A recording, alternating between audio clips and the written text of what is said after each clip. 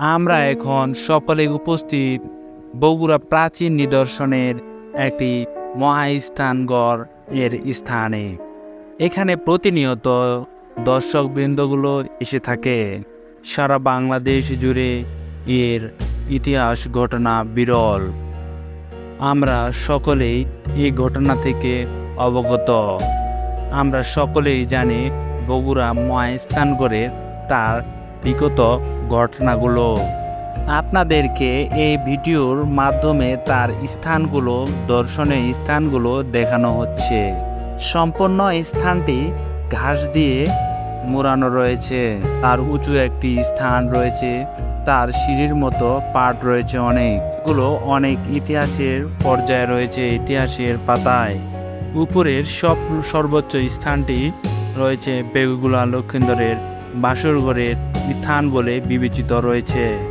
এটির ভূমি থেকে উচ্চতা অনেক দূর। এখানে উঠতে আসলে অনেক ক্লান্ত হয়ে যাওয়ার মতো অবস্থা। এখানে রয়েছে সিঁড়ির মতো ঘাটকাটা স্থান। এটি একটি প্রাচীন নিদর্শনের মধ্যে একটি গুরুত্বপূর্ণ স্থান। বগুড়া মহাস্থানগড়ে এখানে অনেক রাজা এসে রাজত্ব করত। এর রাজার আমি এই ভিডিওতে এর স্থানটির বর্ণনা করতেছি। ভিডিওটি সম্পূর্ণ দেখানো যাচ্ছে ঘাস দিয়ে রয়েছে, তার ইটগুলো অনেক প্রাচীন এবং রাস্তাগুলো একই সিঁড়ির মতো নিচ থেকে ওঠার অবস্থা রয়েছে। যারা প্রাচীন নিদর্শনকে খুবই ভালোবাসেন তাদের জন্য এই জায়গাটি আসা অত্যন্ত গুরুত্বপূর্ণ। আমরা এখানে বেশ কয়েকজন এসে উপস্থিত হয়েছি। স্থানটিতে অনেকেই দেখার জন্য এসে উপস্থিত হচ্ছে। মাঝখানে একটি কুয়োর মতো রয়েছে। এখানে নাকি বেহুলা লক্ষিন্দরের বাসরঘরের স্থানটি হয়েছিল। আসলে যারা বইয়ের ইতিহাস ভালোবাসেন তারা অবশ্যই এই বিষয়টি জেনে থাকবেন যে বেহুলা লক্ষিন্দরের আজকে সারাদিন বৃষ্টি পড়তেছিল, তারপরও অনেক পর্যটক এখানে এসে ভিড় জমিয়েছে।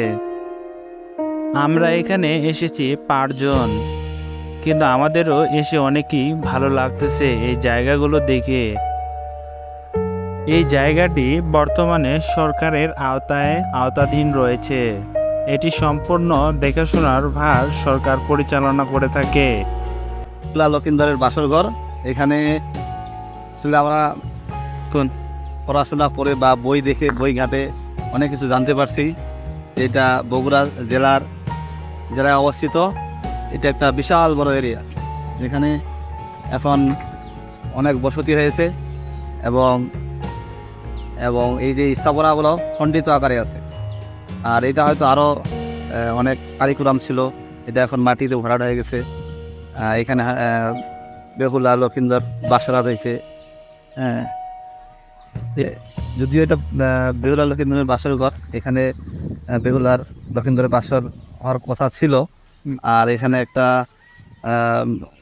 ঘটনা ছিল, সেটা হচ্ছে এইভাবে কারিকুলাম করে তৈরি করার উদ্দেশ্য হচ্ছে যাতে মনসা দেবী লক্ষিন্দরকে দংশন করতে না পারে। যার জন্য এখানে যে যারা এটা তৈরি করেছেন তাদেরকে এমনভাবে বলা হয়েছে যে এমনভাবে বানানো হবে যেখানে কোনো প্রাণী, সাপ থেকে যত ছোটই হোক, যাতে কেউ ঢুকতে না পারে, একটা মাছিও যাতে ঢুকতে না পারে। কিন্তু পরপক্ষিতে তখন কি হলো যে যারা তৈরি করছে তাদেরকে মনসা দেবী স্বপ্ন দেখালো যে এখানে তোমাকে একটা হলো ছিদ্র রাখতে হবে, কারণ এখানে আমি লক্ষিন্দরকে দংশন করব। যদি তুমি সেটা না রাখো তাহলে তোমার বংশকে ধ্বংস করে দেবো। যার জন্য যে তৈরি করছে সে এখানে কি করছে, ছোট্ট একটা ফুটা রাখছে। এই ছিদ্র দিয়েই মনসা দেবী প্রবেশ করে লক্ষিন্দরকে দংশন করে। তারপর এখান থেকে লক্ষিন্দরকে বেহুলা করে নদীতে ভাসায় দেয় পরবর্তীতে জীবিত করে। পরবর্তী আরো অনেক কাহিনী আছে।